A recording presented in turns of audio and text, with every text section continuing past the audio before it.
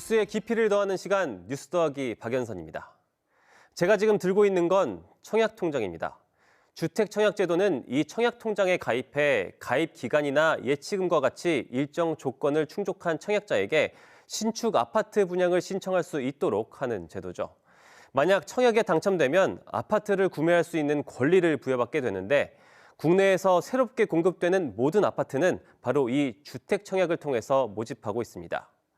그런데 최근 부동산 정보 플랫폼의 한 조사에 따르면 2030 세대 10명 중 7명은 청약통장을 보유하고 있으면서도 이 보유자 중 약 40%가 주택청약제도의 실효성이 없다고 답했습니다. 이런 인식을 반영한 듯 청약통장 가입자 수는 18개월 연속 감소하고 있는데요. 지난해 12월 말 기준 가입자 수는 2,500만 명, 1년 전보다 76만 명가량 줄었습니다. 2030 세대들이 어떻게 인식을 하고 있는지를 알기 위해서 조사를 한 거고요. 최근에 고금리랑 분양가 상승 자체가 청약 자체가 별로 나에게 도움이 되지 않는구나라고 판단이 돼서 가입자가 이탈하는 걸로 보고 있습니다. 전반적인 시장이 경직되어 있어서 청약 시장에도 좀 영향이 있는 걸로 판단이 되고요. 전국적으로 보면 청약 시장이 지역별로 양분되고 같은 지방이라도 양극화 현상이 뚜렷해지고 있습니다. 시도별 청약자 수 증감 추이를 살펴봤더니 광주와 서울의 증가는 압도적이지만 세종시는 지난해 신규 분양이 없었고 충남과 대전은 청약자가 크게 줄었습니다. 청약의 메리트, 즉 이점이 사라지고 있다. 말도 안 되는 입지에 어이없는 분양가를 책정한다. 미분양이 차고 넘치는데 청약통장에 의미가 있나? 경기가 안 좋아서 그 돈이라도 깨서 써야 한다. 관련 기사마다 이런 댓글이 이어졌는데요. 저세상 가격이라고 불릴 만큼 분양가가 높아 청약에 당첨되고도 포기하는 사람들이 적지 않고 미분양이 많아 굳이 청약통장을 쓰지 않고도 내 집 마련을 할 수 있다는 점이 청약통장 가입 감소의 원인으로 꼽힙니다.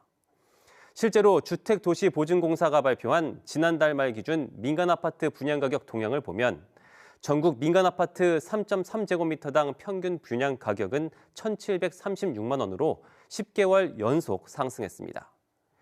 그렇다면 현 시점에서 청약통장 해지를 두고 고심하는 분들 어떻게 해야 할까요? 청약통장이 현재 시점에서 쓸모가 없다라고 판단을 하실 수 있지만 사실 내 집 마련을 하는 과정은 굉장히 중요하고 긴 결정이에요. 언젠가는 쓸 수 있는 때가 온다. 유지를 하시는 게 좋고 만약에 청약통장의 납입 금액이 부담된다고 하면 납입을 중지해도 청약통장은 유지할 수 있거든요. 앞선 조사에서 2030 세대들에게 청약제도 개선 방안을 물었더니 청년 세대 1인 가구를 위한 특별 공급 확대를 가장 많이 꼽았고 청약 당첨자를 위한 대출 지원 강화, 청약 자격 및 요건 완화 순으로 응답률이 높았습니다. 최근 다양한 청약제도 보완책이 시행되고는 있지만 저소득층 청년 지원 정책 가운데 청약통장에 가입해야만 대상자가 되는 경우도 있는데요. 이 때문에 정부가 분양받을 여력이 안 되는 취약 청년들의 아파트 분양을 유도하고 있다는 비판의 목소리도 있습니다. 무주택자들의 내 집 마련 필수품이자 과거 로또라고까지 불리던 청약통장. 하지만 꾸준히 갚아나가면 내 집을 장만할 수 있다는 믿음이 사라진 심리적 가난이 극심한 이 시대의 청년들에겐 더욱 아득한 꿈이 되어가고 있습니다. 지금까지 뉴스 더하기였습니다.